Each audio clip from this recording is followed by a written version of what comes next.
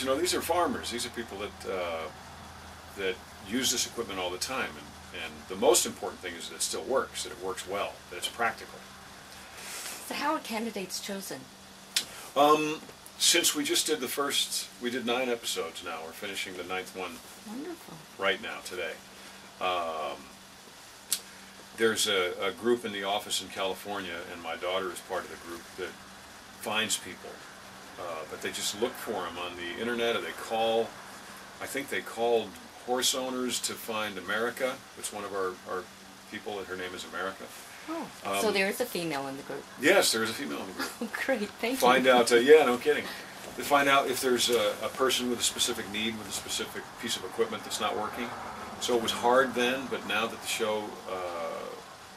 show has been on, if the show gets picked up, and I think it will, if it gets picked up, then that'll be easier because people are already coming to us. But people will find us now, so that process will be, it'll be easier. That is good. So, is this your first reality TV project? Yeah, we used to do. In the Children's Miracle Network, I did all interviews and things, and you would do human interest stories. You know, people like to think that they invented reality TV, but reality TV is really an expanded human interest story on the news, or what 60 Minutes has been doing for 40 years. Not really a new concept. Well, so with Children's Miracle Network, I've been doing reality TV for, wow, almost 30 years. It's our 29th year now. So you started that in 1982 along with Marie Osmond, and you formed this wonderful Children's Miracle Network. And I know it has helped thousands of children over the years.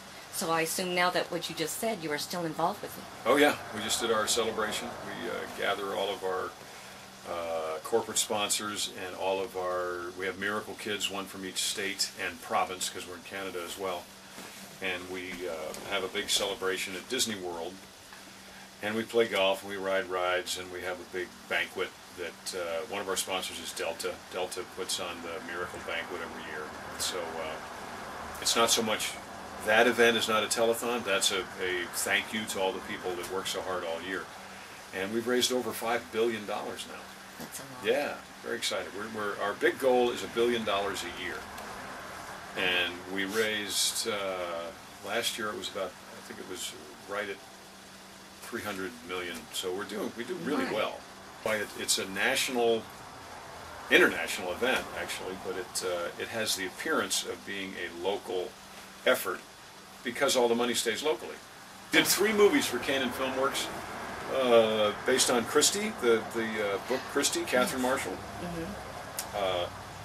Peter Marshall, her father, her pastor, had written A Man Called Peter, I think. It wasn't about himself, but then she went on to write Christie and Julie, another wonderful book that she wrote.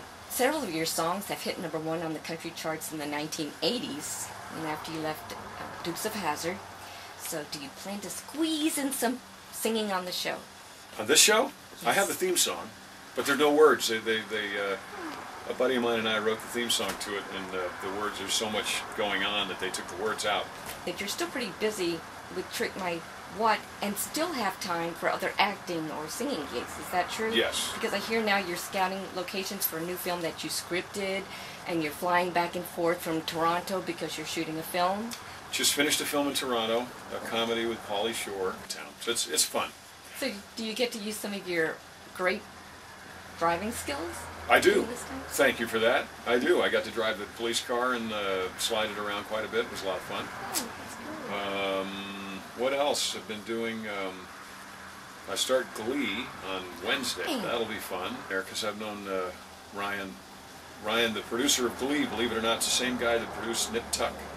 Oh, created that's Glee your other and created show Nip Tuck. that you were in. Figure that out. Quite different. So Ryan Murphy. So that should be fun. I think eventually, because I'm a Broadway guy, so I'm sure eventually I'll be the dad who sings. And I am doing the movie. Hopefully, we're still trying to get all the bugs worked out. But I have Virginia Madsen and Jimmy Smits and Meatloaf and Lyle Lovett and Kelly Pickler and Ed Asner and who knows who else at this point. But those people are all committed to Backwater, which is a film that hopefully will be shot in January in Louisiana. So that's the one you scripted? That's the one I wrote, yeah. And I also heard that you hang around with the crew when you get into town, and you're yes, like I one do. of the guys. And so what's your favorite Texas food? My favorite Texas food? I'd say my favorite Texas food is Mexican food. Huh? Tex-Mex. Yeah, Tex-Mex, spicy. Oh, that's great. Yeah, I like, where do I go around? There's a couple restaurants around here.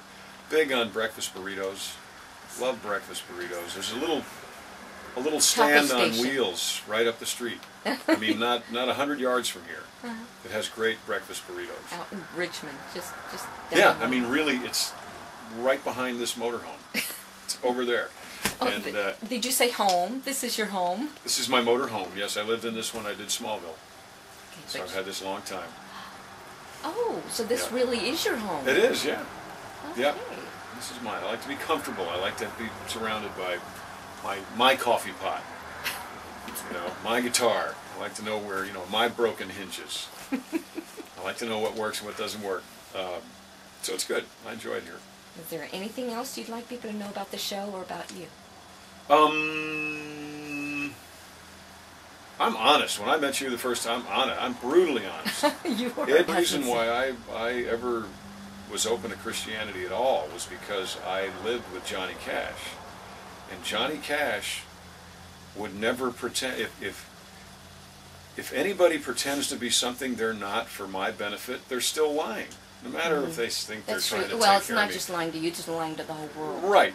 So I So understand. what I saw in Johnny Cash was a totally, blatantly, bluntly honest guy trying to hold it together with his love of Christ and his fear of his wife.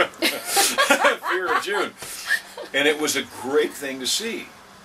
That honesty, who you are, who you really are, believe in God, doing your best with your own walk. My other thing is my walk is hard enough. Trying to, without me trying to get in your face about your walk. No, I really have the right or the time? Yes, all I have is the rest of my the life. All I have is the rest of my life, and I don't know how long that is. Nobody does but him. And you really get to share a part of these people's lives with the rest of America. And it fits in very well with CMT's format. So, John, you seem to be having a blast, and I appreciate the fact that Texans are benefiting from Verona choosing our state to kickstart your show. You're on every Thursday night on CMT, 10 p.m., 9 Central. Is that correct? Right, yes. Watch it. I hear that there are teachers who are showing Trick My What to their students. Yeah, just to learn to appreciate a paved road, to appreciate a brick wall. To John Burke, he was saying that in episode 3, Alfred Froberg broke down and cried because he was just so thrilled about what you did to we help gave him we replicated the front of his tractor that he had wrecked when he was a kid, and had been dented ever since. And NASA rebuilt out of wood, built a front end for it, and he got some pictures, and one was Alfred as a little kid when the tractor was new, and then another one was Alfred as a little kid when the tractor was new, sitting there with his dad on the tractor. And that's when Alfred cried. It was great. It was wonderful. The one we just did is trying to keep one of the things that Willard has is an issue with his hip. So sometimes he can't get in and out of the tractor.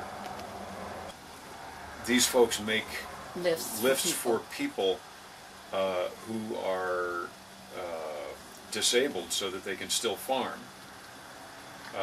And the gentleman, I wasn't here when he came and installed it, but the gentleman who installed it, who runs the company, owns the company, doesn't have the use of his legs. So it's an amazing company. It's a wonderful thing, and people need to know more and more about that. So please do go get the name right, because I want people to know about this company. So they even made I saw them on television, they made a lift, because a lot of hunters around here. So they made a lift that got this gentleman up into his deer stand.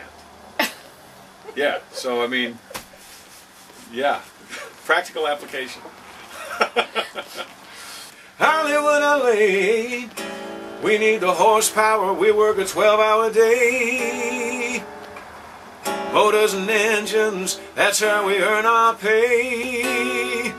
'Cause we're working in the USA. Spark plugs, glow plugs, manifold exhaustion, Bangor, Maine, to come carry Kansas City, Boston, every second, every minute, every mile per hour. That's what we're giving 'cause we're living on piston power.